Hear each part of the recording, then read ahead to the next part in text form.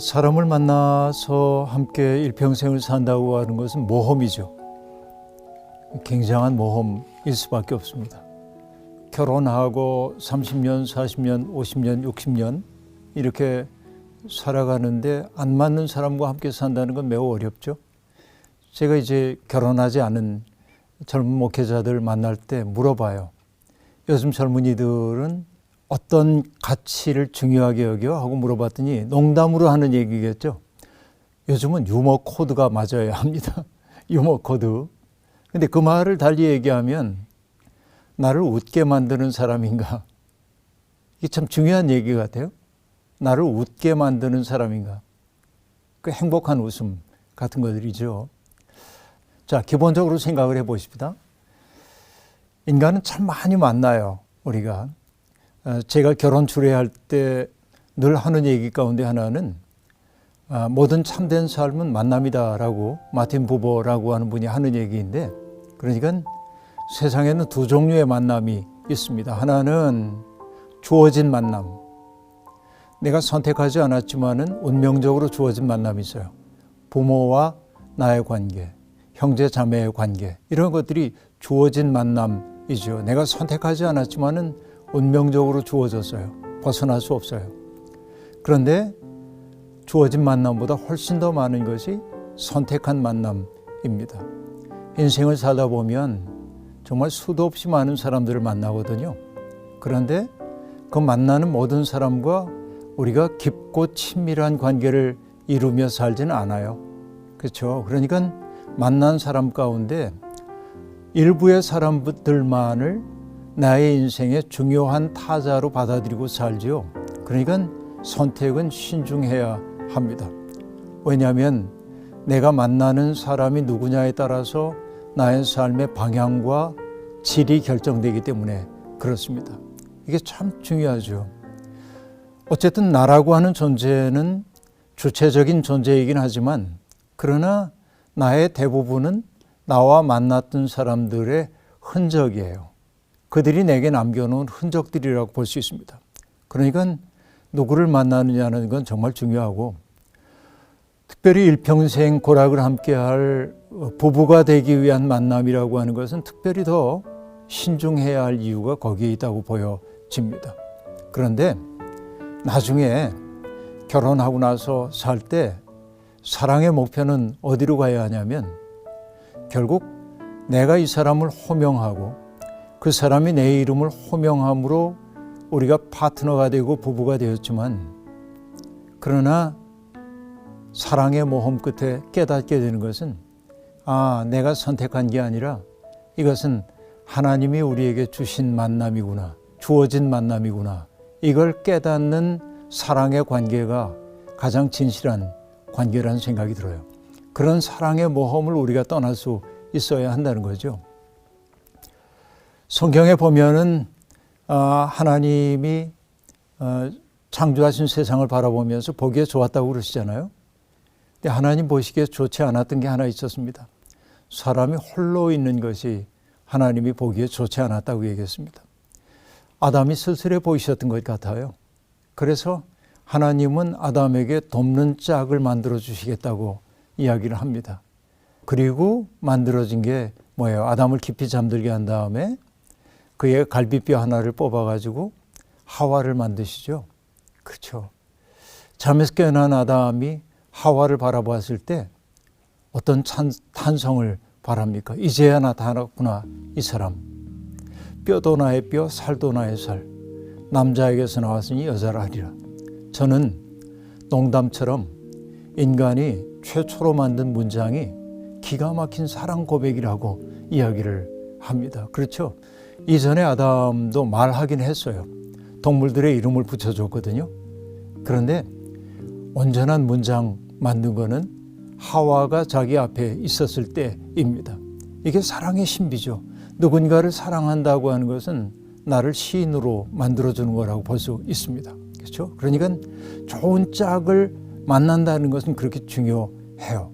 왜냐하면 그 짝이 나의 속에 있는 존재론적 쓸쓸함을 채워줄 존재이기 때문에 그렇습니다.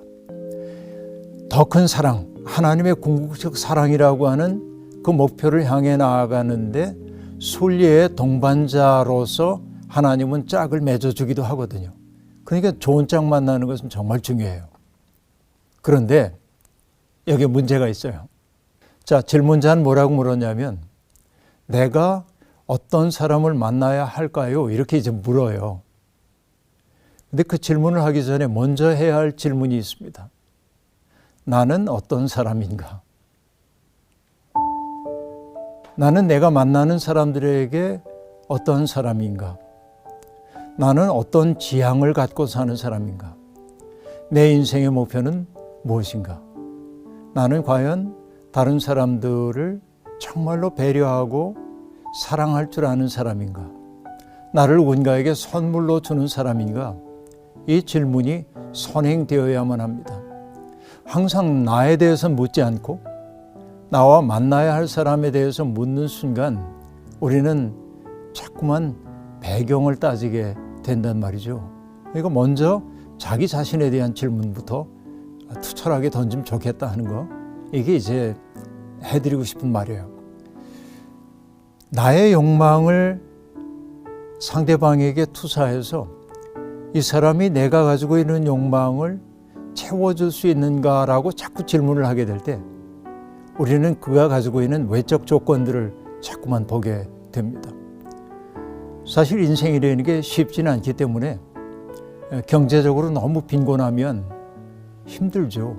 그러니까 그런 거 안 볼 수가 없고 또 사람들이 또 외모도 보고 많이들 그래요.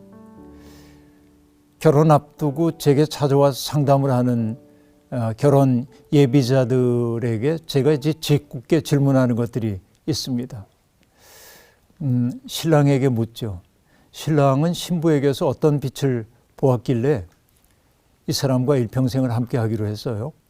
신부에게도 묻습니다. 신랑에게서 어떤 빛을 보았길래 이 사람과 일평생을 함께 하기로 했어요. 그때 그들이 곰곰이 생각해 봅니다. 그리고 대답합니다.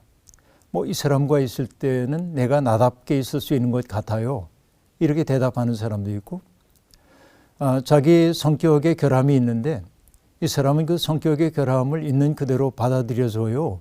이렇게 대답하기도 하고, 이 사람과 있을 때만 나는 살아있음을 느껴요. 이렇게 대답하기도 하고, 다양한 대답들이 있습니다.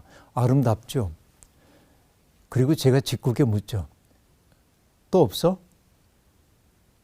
그러면 다 하는 얘기가 예뻐요. 그렇게 얘기해요. 이것도 이제 중요한 문제라고 볼 수 있겠죠.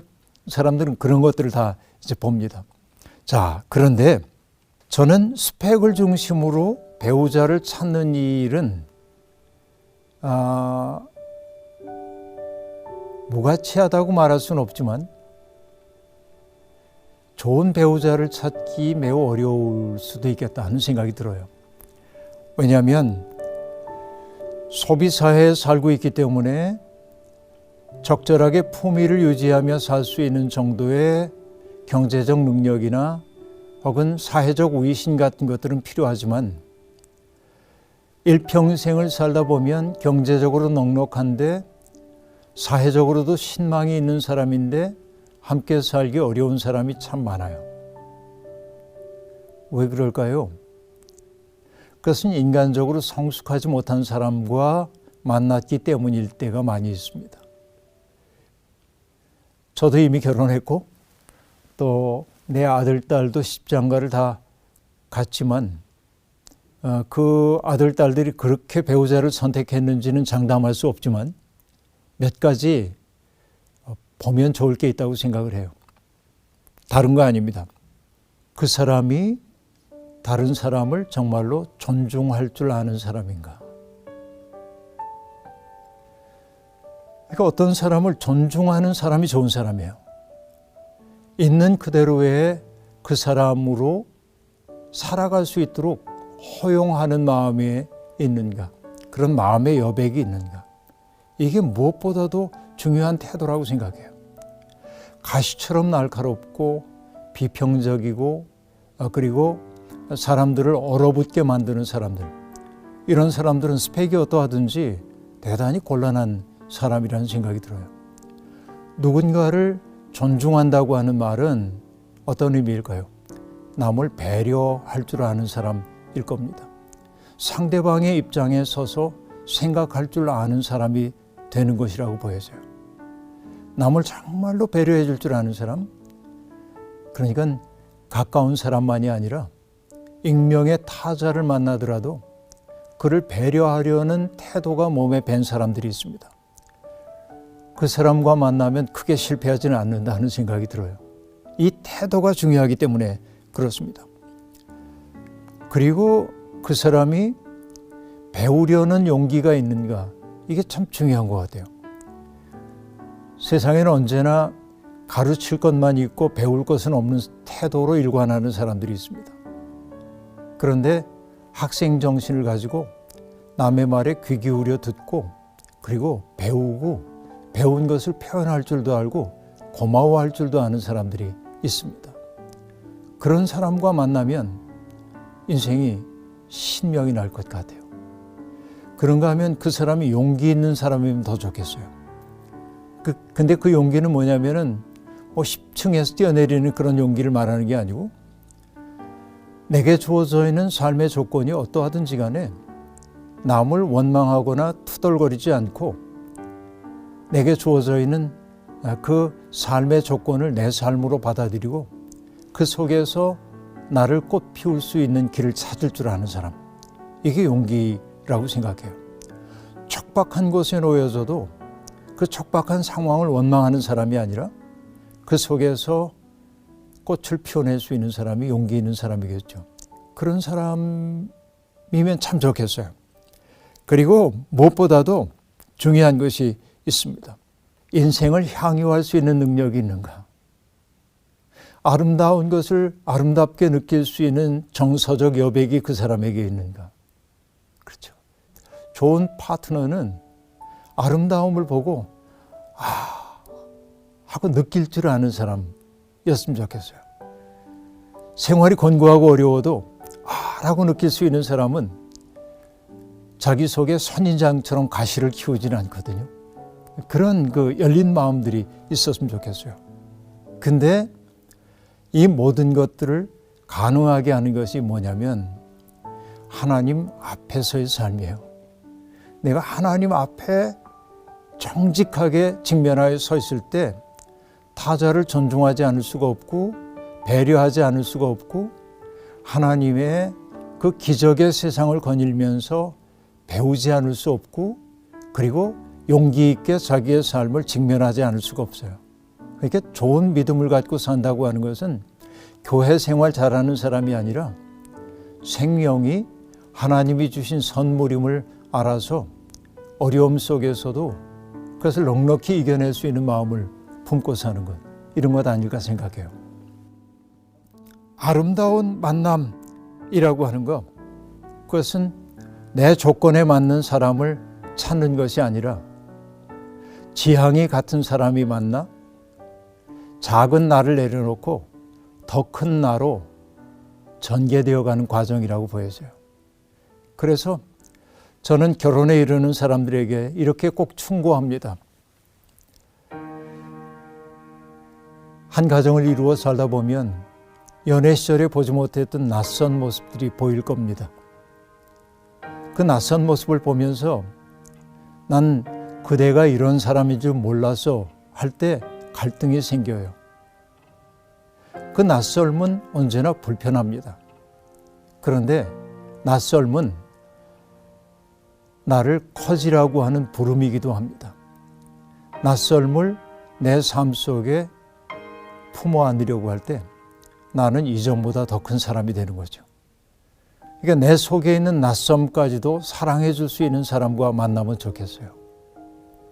그리고 조건 맞는 사람이 아니라 바로 어떤 조건 속에서도 사랑의 모험을 떠날 줄 아는 사람과 만난다면 누가 뭐라고 그래도 괜찮은 인생 아닌가 생각해요.